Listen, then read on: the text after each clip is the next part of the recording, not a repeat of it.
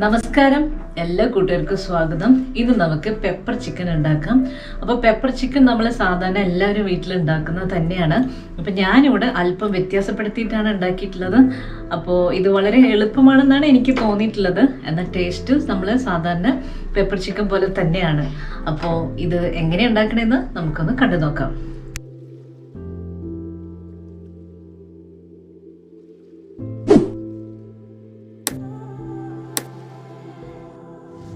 ഇത് ഒരു 1.5 കിലോ വെയിറ്റുള്ള നാടൻ കോഴിയുടെ ഇറച്ചിയാണ്. അപ്പോൾ നമ്മളിത് ഞാൻ പറഞ്ഞല്ലോ അല്പം വ്യത്യസ്തമായിട്ടാണ് ഇത് ഉണ്ടാക്കണേന്ന്.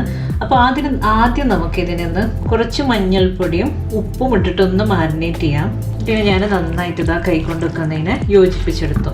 ഇപ്പോൾ മഞ്ഞൾപ്പൊടിയും ഉപ്പും ഇട്ടിട്ട് ചിക്കന് നന്നായിട്ട് മാരിനേറ്റ് ചെയ്തെടുത്തിട്ടുണ്ട്. ഇനി നമുക്കിതിനെ കുക്കറിലൊന്ന് 2 വിസിൽ വരുന്നവരെ വേവിച്ചെടുക്കണം. നാടൻ കോഴിയാണ്, അപ്പോൾ ഇത്തിരി വേവുണ്ട്. അപ്പോൾ 2 വിസിൽ മതി.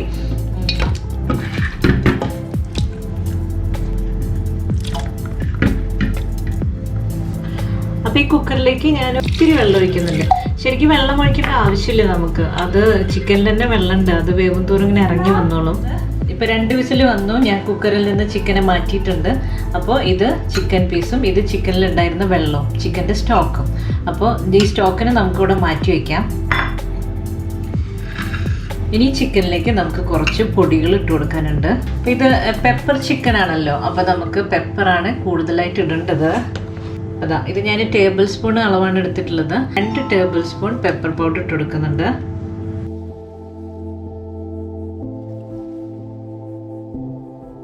ഒരു നുള്ള മഞ്ഞൾപ്പൊടി, ഒരു 3/4 table spoon Kashmiri chilli, 1/2 teaspoon പെരിഞ്ജീരകം. പെരിഞ്ജീരകം വറുത്ത് പൊടിച്ചതാണ്. ഈ 1/2 teaspoon garam masala, 2 table spoon മല്ലിപ്പൊടി,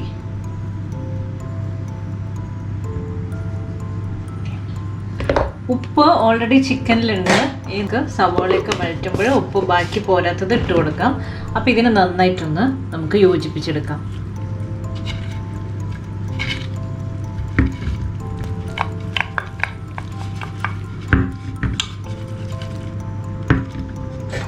ഇതാ ഇപ്പം ചിക്കനിൽ നമ്മൾ ഈ പൊടികളെല്ലാം യോജിപ്പിച്ച് വെച്ചിട്ടുണ്ട്. ഇതിനൂടെ കുറച്ച് നേരം റെസ്റ്റ് ചെയ്യാൻ വെക്കാം.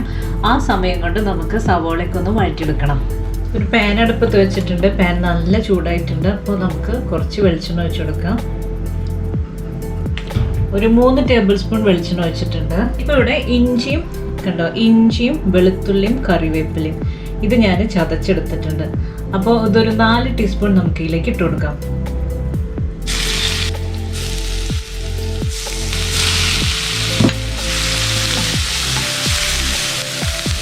ഇഞ്ചി വെളുത്തുള്ളിയുടെയൊക്കെ പച്ചമണം പോയിട്ടുണ്ട്. അപ്പം ഞാൻ സവോള ചെറുതാക്കി അരിഞ്ഞിട്ട് കൊടുക്കുകയാണ്. നമ്മൾ സവോള എൻ്റെ കയ്യിലുള്ളത് ഇത്തിരി വലിപ്പക്കുറവായിരുന്നു. അപ്പം ഞാനൊരു 5 എടുത്തിട്ടുണ്ട്. നമുക്ക് നല്ല വലിപ്പമുള്ള സവോളയാണെങ്കിൽ ഒരു 3 മതിയാവും.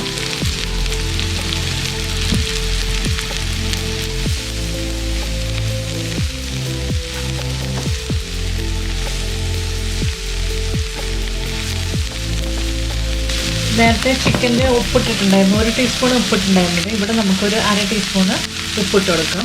അപ്പോൾ ഈ സവാള പെട്ടെന്ന് വഴഞ്ഞ് കിട്ടും.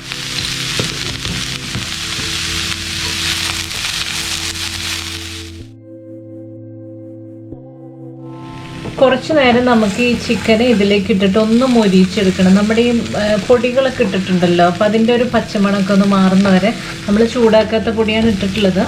അപ്പോൾ ഇതിനെ കുറച്ച് നേരം ഒന്ന് ഇളക്കി യോജിപ്പിച്ച് ഇങ്ങനെ അതിൻ്റെ മണമൊക്കെ ഒന്ന് മാറ്റിയെടുക്കാം. നമുക്ക് കുറച്ച് നേരം ഇങ്ങനെ ചെറുതായി ഇങ്ങനെ ഇളക്കി ഇങ്ങനെ എടുക്കുകയാണ്. അപ്പോൾ ഇതിലെല്ലാ മസാലപ്പൊടികളും നന്നായിട്ട് ഇതിലേക്കൊക്കെ യോജിച്ചിട്ടുണ്ട്. അപ്പോൾ നമ്മൾ കുറച്ച് സ്റ്റോക്ക് മാറ്റി വെച്ചിട്ടുണ്ടായിരുന്നല്ലോ, അത് കുറച്ച് ഇതിലേക്ക് ഒഴിച്ചു കൊടുക്കാം.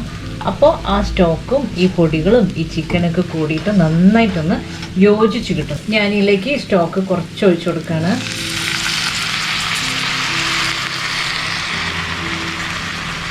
ചെറുതായിട്ട് ഇനി ഒന്ന് ഇളക്കി കൊടുക്കാം. ചിക്കൻ ഓൾറെഡി വെന്ത് കഴിഞ്ഞാൽ നമ്മൾ കുക്കറിൽ വേവിച്ചല്ലോ.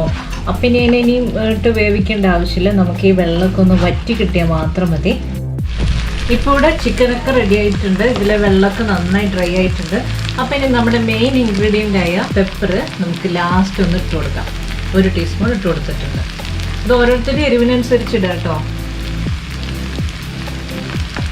അവസാനം ഇടുമ്പോഴേ നമുക്ക് ആ പെപ്പറിൻ്റെ ഫ്ലേവർ നന്നായി കിട്ടും. കുറച്ച് കറിവേപ്പില വിതറി കൊടുക്കാം. ഒന്ന് ഇളക്കി യോജിപ്പിച്ചെടുക്കാം.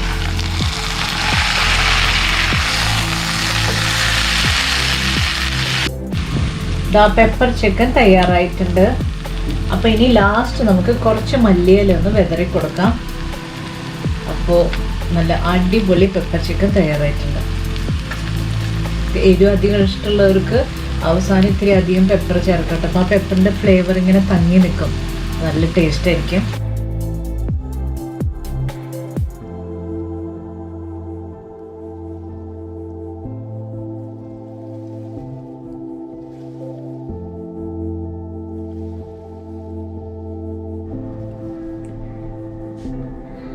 അപ്പോൾ ഇതാ എല്ലാവരും വന്നോളൂ, നമ്മുടെ പെപ്പർ ചിക്കൻ തയ്യാറായിട്ടുണ്ട്. അപ്പോൾ ഇത് എല്ലാവർക്കും ഇഷ്ടമായി കാണുമെന്ന് വിചാരിക്കുന്നു. അടുത്ത റെസിപ്പിയുമായി ഇനിയും കാണാം. നന്ദി, നമസ്കാരം.